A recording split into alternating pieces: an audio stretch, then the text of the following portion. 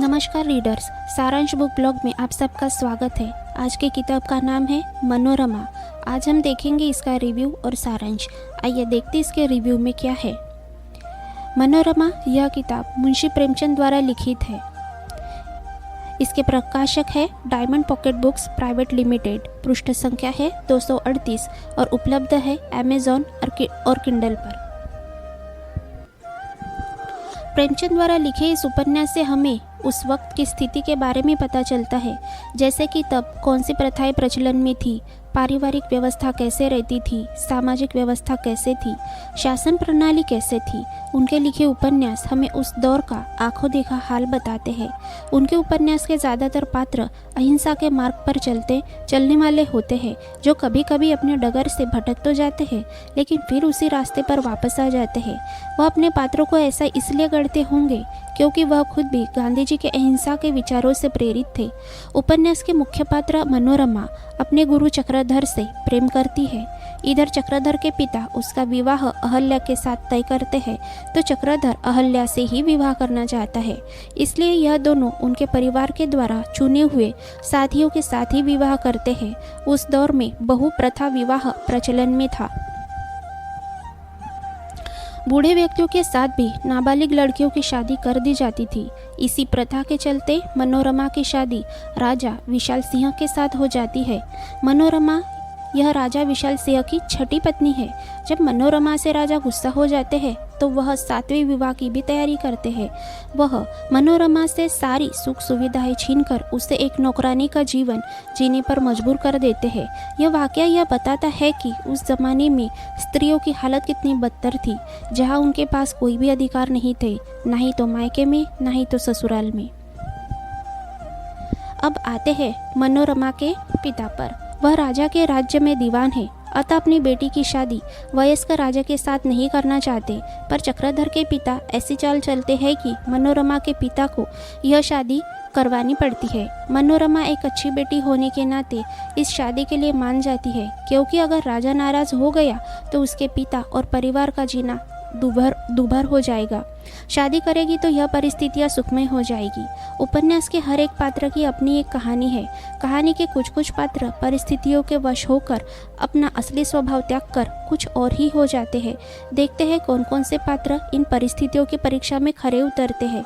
आइए इसी के साथ देखते हैं इसका सारांश। यह कहानी शिव की नगरी वाराणसी, जिसे काशी भी कहते हैं, और आगरा की पृष्ठभूमि पर आधारित है। चक्रधर एक उत्साह से भरा, शरीर से हट्टा कट्टा नौजवान है। वह अपने देश और लोगों के लिए बहुत कुछ करना चाहता है। उसने अपना जीवन समाज सेवा के लिए अर्पित किया है।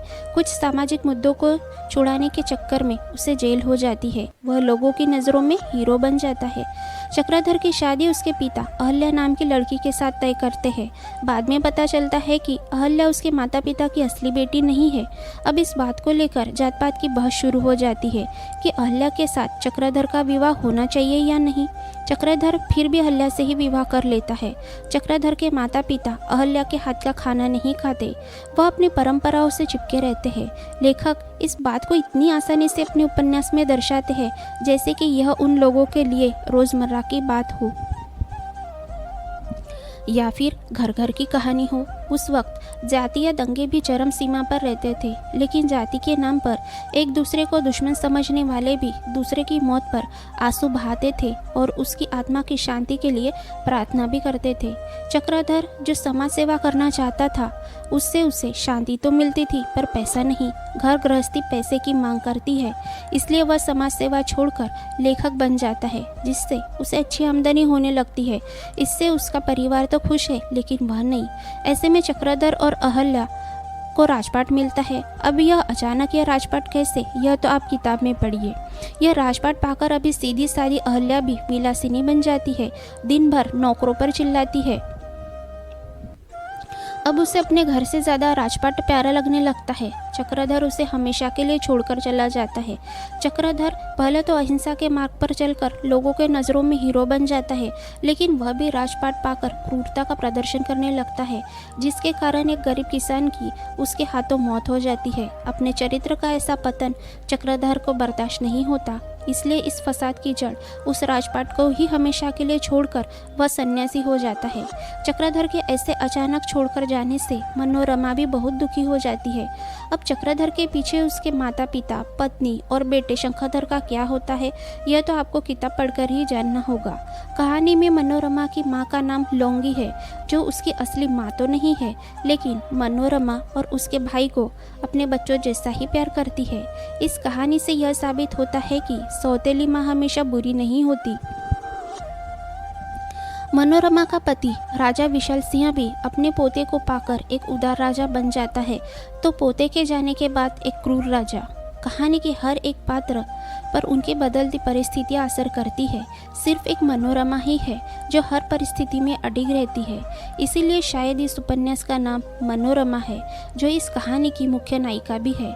उस दौर के समाज के हर एक स्तर की कथा और व्यथा बताने वाली इस किताब को ज़रूर पढ़ें। अगर आपको यह वीडियो अच्छा लगा तो हमारे चैनल को सब्सक्राइब ज़रूर करें। धन्यवाद। Wish you happy reading.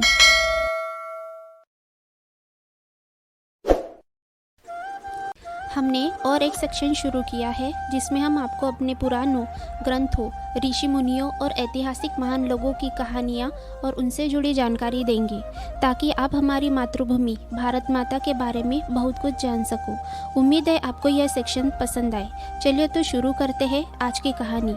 हम सभी महाभारत के बारे में जानते हैं। यह एक महान ग्रंथ है, लेकिन क्या आप जानते हैं कि इसकी निर्मित कैसे हुई? इसे सबसे पहली बार किसने पढ़ा या सुना? चलिए तो जानते हैं। महाभारत रचने का महर्षि व्यास का मुख्य उद्देश्य लोगों को मनोरंजक कथा के माध्यम से धर्म समझाना था। महाभारत को पांचवा वेद भी कहते हैं। महाभारत का अध्ययन करने से मनुष्य अध्यात्म और व्यवसाय दोनों दृष्टियों से योग्य बन जाता है। स्वयं व्यास ऐसा कहते हैं। महाभारत के बारे में स्वयं महर्षि वेदव्यास कहते हैं कि उन्होंने इसमें वेदों के रहस्य, उपनिषदों का संपूर्ण विस्तार, पुराणों के आशय, ग्रह, नक्षत्रों, तारों इत्यादि के परिमाण, न्याय, शिक्षा, चिकित्सा, दान सबकी जानकारी दी है। इसलिए महाभारत सभी शास्त्रों का संग्रह है। और सबसे बड़ी बात यह है कि इसमें जगत के पालनहार भगवान श्री विष्णु के स्वरूप भगवान श्री कृष्ण के गुणों का बखान है। महाभारत का ही एक भाग भगवद गीता है, जो आज भी अंधकार में लोगों को ज्ञान का प्रकाश दिखाती है। महाभारत को पांचवा वेद भी कहते हैं। महाभारत में बताया जाता है कि सबसे पहले व्यास जी ने 8,800 श्लोक लिखे थे, जिसे जय कहते हैं। बाद में उन्होंने 24,000 श्लोक लिखे, जिसे भारत कहते हैं। इसके बाद उन्होंने फिर से पर्वों सहित ग्रंथों में वर्णित वृत्तांतों की सूची का एक संक्षिप्त अध्याय बनाया, जिसमें सिर्फ 150 श्लोक थे। उपर्युक्त सारे श्लोकों का अध्ययन उन्होंने सबसे पहले अपने पुत्र शुकदेव जी को कराया। उसके बाद अन्य सुयोग्य शिष्यों को उपदेश दिया। इसके बाद उन्होंने 60 लाख श्लोकों की और एक दूसरी संहिता बनाई। इन 60 लाख श्लोकों को 4 भागों में बांटा गया। इसमें से पहला भाग 30 लाख श्लोकों का था, जिसे नारद जी ने देवलोक में देवताओं को सुनाया था।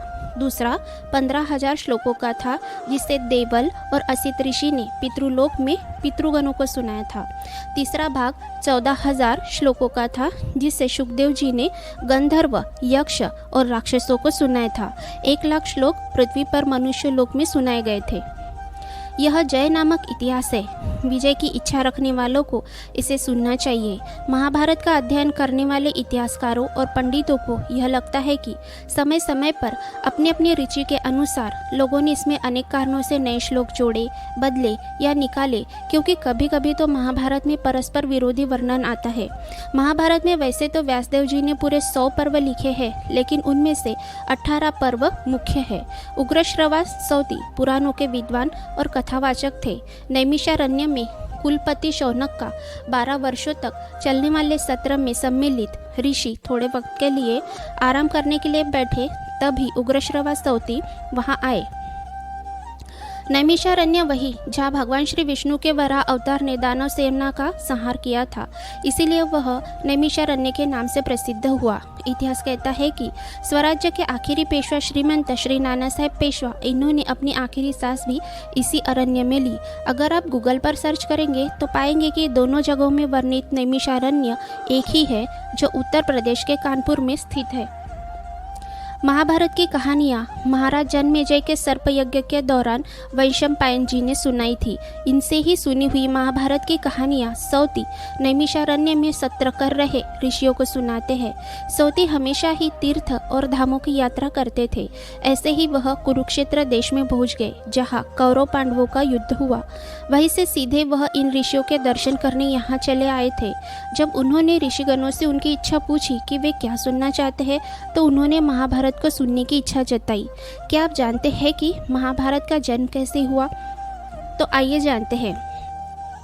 हिमालय की तलहटी में स्थित पर्वत की गुफा के भीतर महर्षि व्यास प्रातः स्नान करके पवित्र होकर कुश का आसन बिछाकर बैठ गए। तब उन्होंने महाभारत के स्वरूप का विचार करके अपनी ज्ञान दृष्टि से शुरू से अंत तक महाभारत को देखा, जैसे कि वह वहाँ स्वतः ही उपस्थित हो। सत्यवती नंदन महर्षि व्यास ने अपनी तपस्या और ब्रह्मचर्य की शक्ति से वेदों का विस्तार करके महान ग्रंथ महाभारत का निर्माण किया, जो कि एक इतिहास भी है। महाभारत की रचना करने के बाद महर्षि व्यास सोचने लगे कि इस ग्रंथ का अध्ययन अपने शिष्यों को कैसे कराऊं, आम जनता में इसका प्रचार कैसे होगा। तब उनकी यह भावना जानकर भगवान ब्रह्मा जी उनके आश्रम में प्रकट हुए। उन्होंने भगवान ब्रह्मा जी का स्वागत और सत्कार किया। फिर महर्षि व्यास ने महाभारत का वर्णन करके कहा कि इस ग्रंथ को लिखने वाला इस धरती पर कोई नहीं है। तब ब्रह्मा जी ने कहा कि आपने अपने ग्रंथ को काव्य कहा है, इसीलिए यह काव्य के नाम से ही प्रसिद्ध होगा। इससे श्रेष्ठ कोई काव्य नहीं होगा। इसे लिखने के लिए आप भगवान गणेश जी का स्मरण कीजिए। महर्षि व्यास ने गणेश जी का स्मरण किया। स्मरण करते ही भगवान गणेश जी उनके आश्रम में प्रकट हुए। महर्षि व्यास ने उनका भी भली भांति स्वागत और सम्मान किया और भगवान गणेश जी से कहा कि आप मेरे द्वारा निर्मित ग्रंथ महाभारत के लेखक बन जाइए। मैंने मन ही मन इसकी रचना कर ली है, मैं बोलकर लिखाता जाऊंगा। इस पर भगवान गणेश जी कहते हैं कि व्यास जी, मैं तभी इस ग्रंथ का लेखक बन सकता हूँ जब लिखते समय क्षण भर के लिए भी मेरी लेखनी न रुके। महर्षि व्यास कहते हैं कि बिना समझे किसी भी प्रसंग में एक अक्षर भी न लिखिएगा। तब भगवान गणेश जी ओम कहकर इस ग्रंथ का लेखक बनना स्वीकार करते हैं। महाभारत के 8800 श्लोक कुछ श्लोक है, जिनका अर्थ व्यासदेव जी और शुकदेव जी ही समझ सकते थे। संजय इन श्लोकों को समझ सकते हैं या नहीं, इस पर व्यास जी को संदेह था। कहते हैं कि इन श्लोकों के रहस्य का भेदन आज तक कोई नहीं कर सका।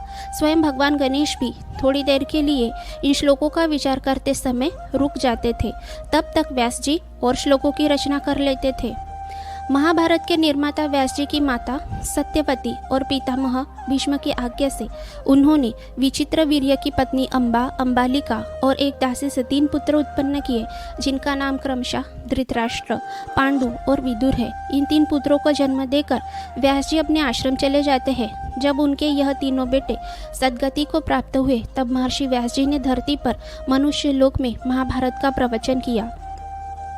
जन्मेजय का सर्पयत्र ईस्वी सन 3000 साल के लगभग तक्षशिला में हुआ था। जन्मेजय और हजारों ब्राह्मणों के प्रश्न करने पर व्यास जी ने अपने शिष्य वैशंपायन को आज्ञा देकर कहा कि तुम इन लोगों को महाभारत सुनाओ। महाभारत ग्रंथ में कुरुवंश के विस्तार, गांधारी की धर्मशीलता, विदुर की उत्तम प्रज्ञा और कुंती देवी की धैर्य का भली भांति वर्णन किया गया है। इसमें यशोदानंदन श्री कृष्ण जी के महात्म्य का, पांडवों की सत्यपरायणता का और धृतराष्ट्र के ज्येष्ठ पुत्र दुर्योधन के बुरे और बाकी लोगों के व्यवहार का उल्लेख किया गया है। सबसे पहले व्यास जी ने 8800 श्लोक लिखे, जिसे जय कहते हैं। बाद में उन्होंने 24000 श्लोक लिखे, जिसे भारत कहते हैं। इसके बाद उन्होंने फिर से पर्वों सहित ग्रंथ में वर्णित पदों की सूची का एक संक्षिप्त अध्याय बनाया, जिसमें सिर्फ 150 श्लोक थे। उपर्युक्त सारे श्लोकों का अध्ययन उन्होंने सबसे पहले अपने पुत्र शुकदेव जी को कराया। उसके बाद अन्य सुयोग्यों शिष्यों को इसका उपदेश दिया। इसके बाद उन्होंने 60 लाख श्लोकों की और एक दूसरी संहिता बनाई। उसमें से 1 लाख श्लोक मनुष्य लोक में सुनाए गए थे। शुकदेव जी ने महाभारत की कथा यक्ष, गंधर्व और राक्षसों को सुनाई थी, लेकिन महर्षि वेदव्यास जी के शिष्य वैशंपायन जी ने इसका प्रवचन किया था। इसी प्रवचन में बताए गए श्लोक सौती जी नैमिषारण्य में उन ऋषियों को सुनाते हैं। इसके बाद की कथा अगले वीडियो में सुनाएंगे। तब तक पढ़ते रहिए, खुशहाल रहिए। धन्यवाद।